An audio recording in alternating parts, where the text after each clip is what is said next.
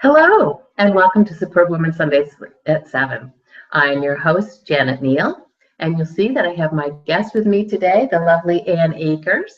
And before we get to Anne, let me just tell you a little bit about the Superbwoman.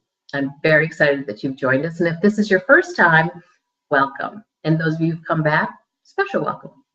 So the Superbwoman was founded with the belief that women can change this world and will change this world when we realize that we have the power to do so. I have seen in my own life, in the lives of many others, that women have a tendency to forget that we have power, or else we give our power away. And I have been fortunate enough to meet women who are living very powerful lives. And I realize that the reason they are doing so is because they have learned to be themselves. That the real power doesn't come from being a superwoman, because a superwoman is not about being. A superwoman is all about doing. And so it's really about taking that step back to understand who you are, what are your strengths, your passions, your values, what's really important to you in life. And then crafting and living a life that supports that. And believe me, I have seen it over and over again. And all you have to do is go on YouTube and watch the 33 women that I've interviewed before, and you will see that they are living powerful lives because they are truly being themselves. And today's guest is no exception. My friend Anne Akers. Anne and I met through some networking event somewhere in the city. And I was very fortunate to make her acquaintance because Anne, if you want to connect with someone, she's the lady to do it. Anne comes from a background that was very rich in the health and wellness space. Her grandmother was a hospital dietitian. Her father was in the military medical corps. And she will tell you her story of how she got there, but she has gone on to be the founding editor of Castle Connolly Graduate Medical Publishing. And most recently, her baby, which just celebrated its 5-year anniversary, is GLOW magazine that is bringing together beauty, health, and wellness. And it's a lovely magazine that you can pick up all over the New York area. Yes. Mm-hmm. Excellent. So we're going to let Anne tell you all about that. But first of all, I just wanted to share a quote that I just heard today in a meditation with Deepak Chopra on a tape. I didn't really meditate with him, but a meditation said, but you bond with the people who support you, and they in turn give you space to be who you want to be. I just really love that because it talks to surrounding yourself with positive people, with positive influences in your life. And it's important to not only connect yourself with those kinds of people, but with be a connector of other people to other positive ones. And that's what Anne does. Anne, I can't tell you how many people who've already been on my show that Anne has connected me to. And she's just one of those giving people. And I'm so grateful that she's here to give her story to you today. So Anne, welcome. Thank you, Janet. It's a pleasure to be with you this morning. Great. Oh, and I just want to tell people where we are. So we are in the Tournesol Wellness Center in New York City. And for those of you who saw the show with Carrie Davison that was on a couple months ago, you can go back and look for her. This is her center that she had envisioned and came up with, and it's a beautiful location here on 36th Street in Madison. So if you're in the area, please stop by.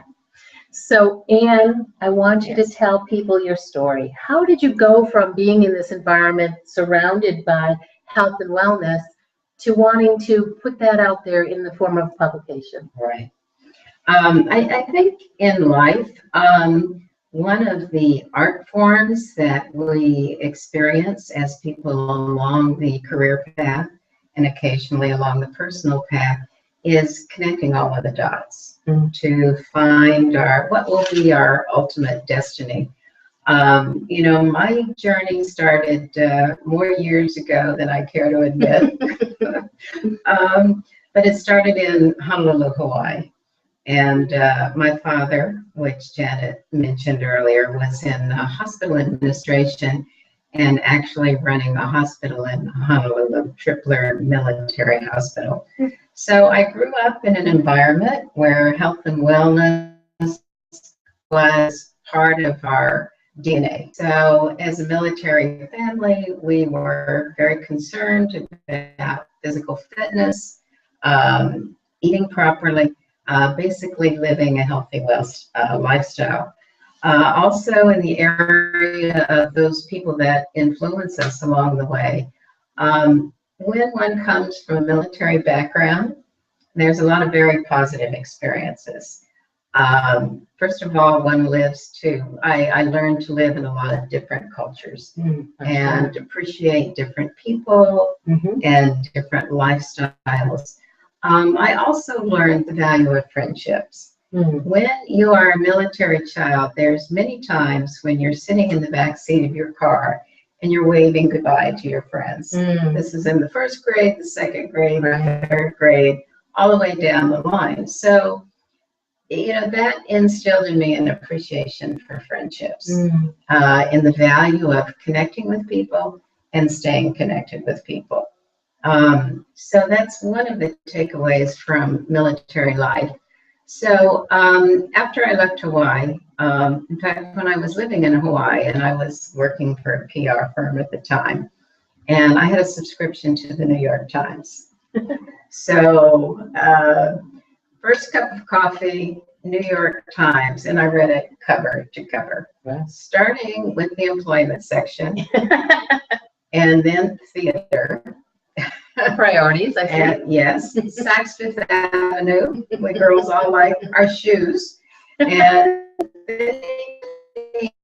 so, as a girl in Hawaii, and I wasn't sitting on the beach, I was sitting behind a desk, but I always felt that I should be in New York, and I wanted to be in New York.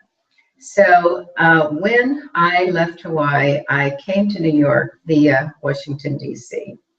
I had a job interview and an offer in Washington to work as a press assistant for Senator Dan Inouye, who was the state senator of Hawaii at the time.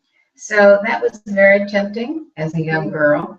But my heart and my instincts told me, I'm going to New York. I won't have to pay for this long distance subscription. I'll get the New York Times delivered at my doorstep. I'm going to New York. So with no job, no friends, no connections, but a lot of determination. So for anybody who's not from the New York area, the impression of New York as a young person is awesome. There's no other word for it. So I walked around the city with Stendhal syndrome, head up, looking at the tall buildings. And at the time, as a young person, taking a taxi cab was a luxury. Taking a bus was a luxury. Going to dinner was a special occasion. So when I first came to New York, I started working as a Kelly girl, temporary help, which in fact, I was a troubleshooter. So I'm the person that they sent to the offices to straighten out the problems created by other people. So it was trial by fire. And really a good way to get around the city and see a lot of different industries. So my path in the beginning was very traditional, the traditional jobs. A traditional job in pharmaceutical advertising, job in medical publishing, a job in not-for-profit. The turning point for me, or the realization for me, and this goes to Deepak Chopra's point and your point of realizing who you are and what you are meant to be. It was very clear to me that I didn't want to punch a time clock.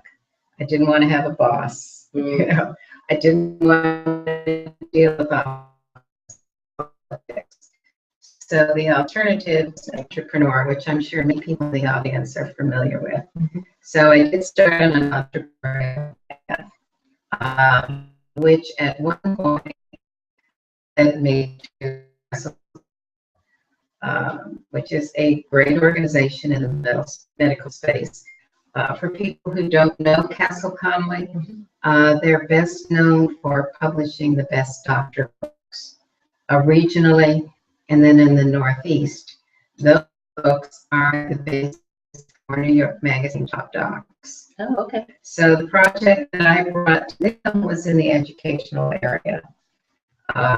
Prior to partnering with Castle Connolly, I had worked with Roche Pharmaceuticals in publishing the definitive review manual in dermatology. And so I worked with Roche for 8 years, and I had a business model.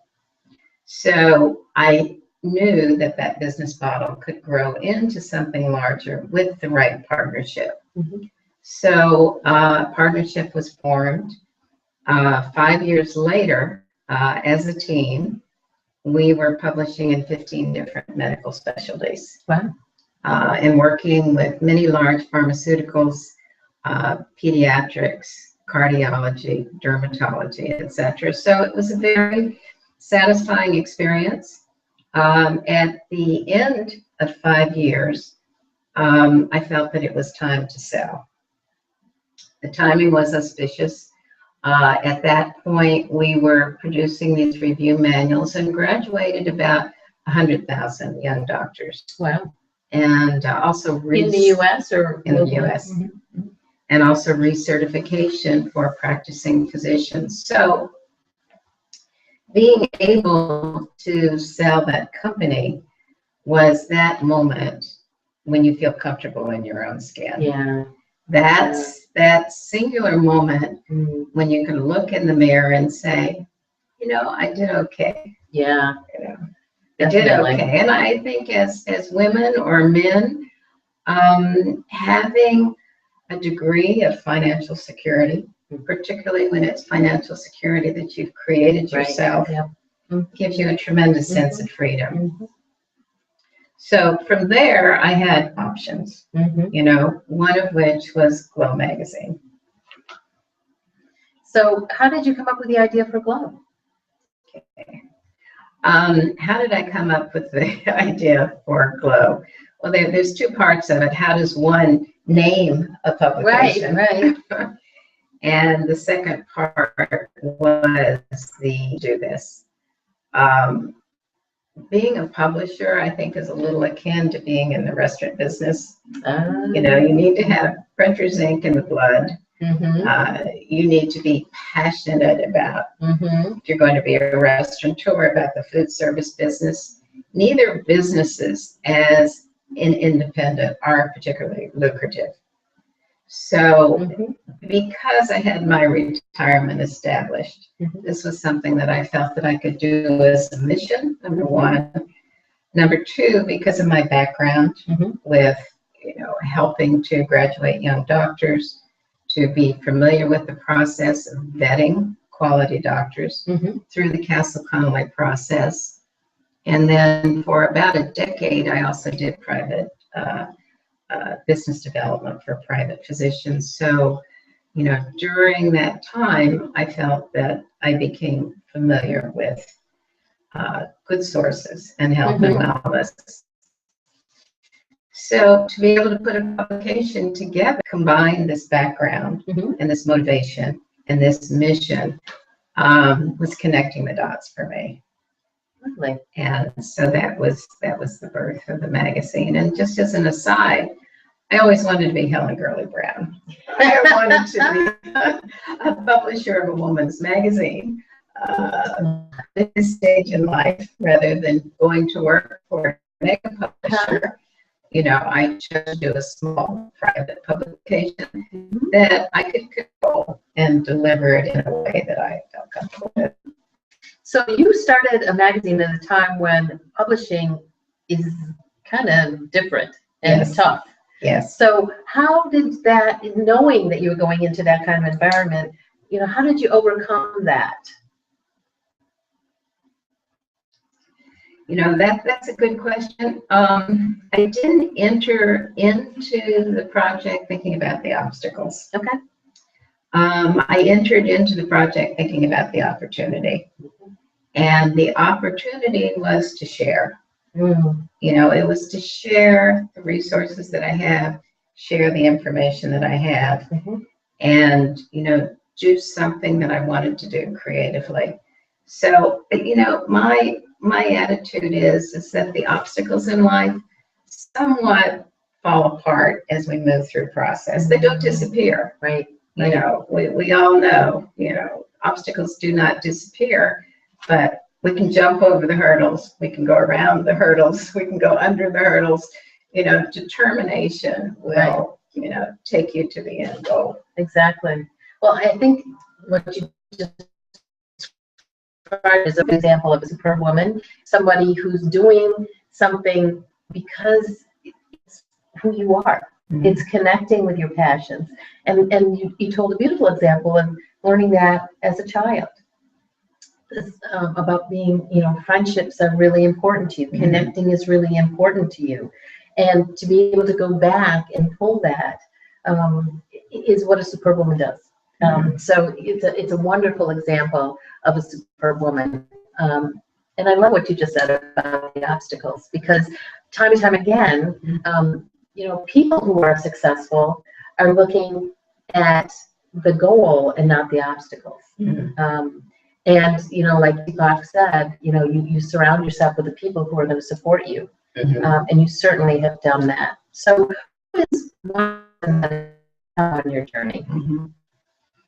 I think it's always difficult to think of just one person who's helped you. And we only have half an hour. But because we talked about my grandmother, and because we talked about the influence of my father, my grandmother was a tremendous role model for women, as a mother, as a wife, as a forerunner in her career. In her day, not all women worked. Right. She worked. She was a community activist. She was a personality bigger than life, and I think we've all had grandparents like that. Definitely. The one thing that I remember as a little girl is she lived in Longmont, Colorado. And Longmont, Colorado is very near a town called Loveland, Colorado. Mm-hmm. So every year at Valentine's, my grandmother would drive to Loveland and make sure that the card she sent me had the postmark from Loveland. So what I learned from her early on was, the ability to give love and to receive love. So that was very inspiring to me as a child. Without going into Dr. Phil, family relationships, my father was an example of a different type. I would not say that I was daddy's little girl. I never was. But I think in life, we either, the people that influence us, we either love them, mm-hmm. which I think is a soft emotion, mm-hmm. or we respect them, mm-hmm. and we learn. Mm-hmm. So, my father was a man who was always studying. During his military career, he earned 2 master's degrees. Wow. He was working on his doctorate before he retired. So he was an absentee father in an emotional sense, but very present as an inspiration for hardcore discipline, for hard work, and focus on your goals. Mm-hmm. So I'm very grateful. So I think between those 2 influences, there was probably a pretty good balance. Yeah. And then as businesswomen or businessmen, as we go through a series of jobs, some of which work out, some of them don't, we learn. Yeah, absolutely. We learn from our mistakes. We learn from our success. It's always a process. Mm-hmm. Excellent. So, and the other thing that, we talk about on the show is the word should. And my belief is that should contains the guilt. Mm-hmm. And should is something that someone outside of yourself has told you is true, and you're taking on as true whether it is or not. So a superwoman, I have found, learns to give up shoulds. I like to say that I live a should-free life, or at least that's my intention. So, Anne, what's one should that you have released in your life? Well, I thought about this question because I know it was one of the questions that you were going to ask. And I got a little stumped on it. Because I think in many ways shoulds are good. They may not be good when it becomes a burden or when it's attached to guilt. Exactly. So I kind of thought about the idea of shoulds, and there's, we shared a philosophy of Deepak Chopra, and there's a quotation, I believe it's from Alexander Pope, that I like very much, and it's serenity is the death of expectation. Oh. Serenity is the death of expectation. So what does that mean to me? It means that we can't expect that the sun is going to shine every day. We can't expect that we're going to go through life disease-free. We can't expect that our friends will always do the right things, that our partners will remember date nights, anniversaries, and taking out the trash, and that our children, if we're blessed with children, will meet our expectations and show gratitude for our sacrifices. And we can't expect that good deeds will always be rewarded, or that mistakes will be good, or even that it's going to like us. I heard an interesting statistic once that of a population of 100%, 25% of the people that you meet in life are going to like you no matter what. Mm-hmm. There's another 25% that are never going to like you, mm-hmm. no matter what. Mm-hmm. And then there's the 50% in the middle that can probably go either way on the spectrum. So we can't expect that everybody's going to like us. However, going to the shoulds, all go of all our expectations. For me, that's a should. Just let all the expectations go. And, learn to draw on your own sense of intuition, your own sense of wisdom. Yeah. I'm probably parroting a lot of things in your book on soul control. It's okay. And tap into our sense of joy. Mm-hmm. So that's my long-winded answer to the shoulds and the should nots. I absolutely agree with everything, and you said it very beautifully. So thank you for sharing that. And to your point about the shoulds, that sometimes they can be good. And what I like to say is, as I had said, a should is something that someone outside of yourself has said is true, and you've taken out is true, whether it is or not. Mm-hmm. It may be true, mm-hmm. and it may be something that propels you to action. Or you can just sit on it and feel guilty about mm-hmm. it. And the expectations are definitely tied in with that. So thank mm-hmm. you very much for sharing that. I appreciate that. So Anne, tell us what's going on. I want to tell people I went to on Monday night. Anne had her GLOW magazine 5-year anniversary, and it was a beautiful event. And you were glowing yourself, my dear. It was such a delight to see Anne there with. So the place was packed with women who know Anne and appreciate Anne, and it just is a testament to this ability to connect. So GLOW magazine is fabulous, and make sure that if you're in the area to get a copy. Where can they get a copy of that? Well, GLOW is not newsstand. It's not subscription. So the tagline of GLOW is creating healthy bodies, radiant beauty, and positive spirits. And our mission, as Janet has so nicely said, is to connect our readers with the top sources in health and wellness and with each other. So we do that through a print edition, through a digital edition that's available online. It's an easy acronym. Web address? Web address. it's an easy web address. It's glowbeautymag.com. And then we also sponsor events that connect our readers with some of our contributors and with each other.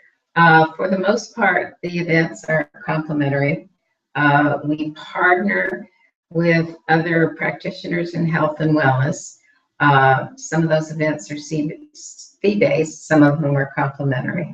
And the magazine is complimentary. Mm-hmm. So if you'd like a subscription to this, and you're not part of the networks that are in our group, you can enter your information on my website, and I'll send a copy to you. Beauty Mag? Yes, glowbeautymag.com.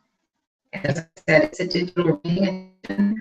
Our past information are all cataloged there. Fabulous.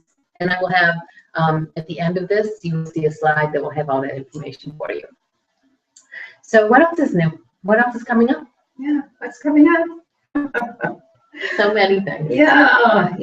I had a big birthday recently. Oh, happy birthday. Yeah, it starts with a 7 and it ends with a 0. So that's unbelievable. Yeah, Wow. that's benchmark year where we start thinking not what are we going to do, what are we not going to do. Wow.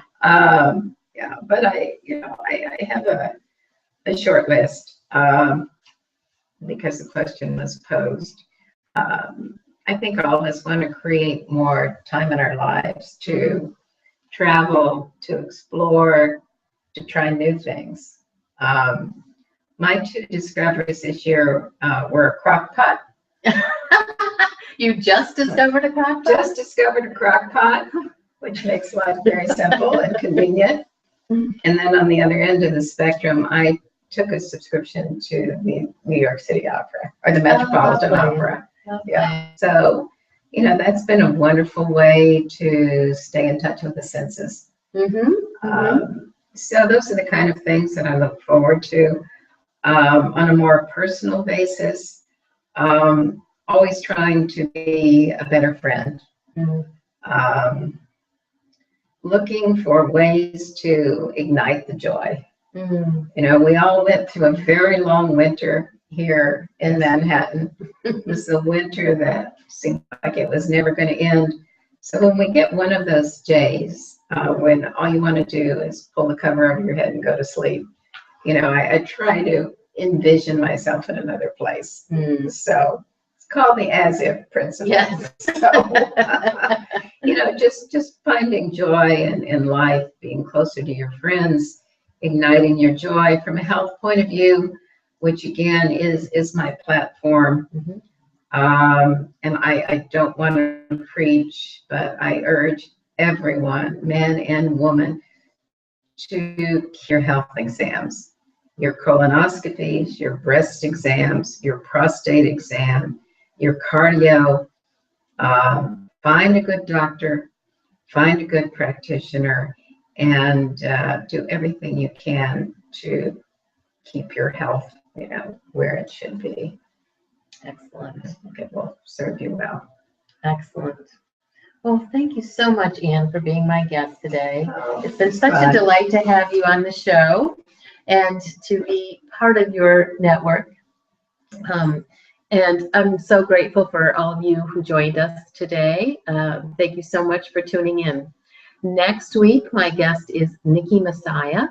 Nikki is an entrepreneur. I'm trying to think of the way to describe her. She's an entrepreneur, but she has the most amazing toffee and butterless, flourless, eggless cookies that you can even imagine. So she has a very interesting path as well, coming from a retail background and now is like the queen of cookies. So yeah, yes, they're very good. So join us next week. And let me just tell you one little plug before I go. For those of you in the New York City area, we're going to be having an event here at Tournesol Wellness on May 15th for Silver Sisters, women like me who have let their glitter glow, or those of you who are thinking about it, or maybe are quite sure but want to come join us for the day. It's a day of empowerment and celebration, and there'll be glamour photography going on and empowerment workshops, and it'll be here in this lovely center. So you can find out more information again about that on my website, or there'll be information at the end of this presentation. So enough with the plugs. Thank you so much for joining us. Have just a fabulous week, and we'll see you next week at Superbwoman Sundays at 7. Take care.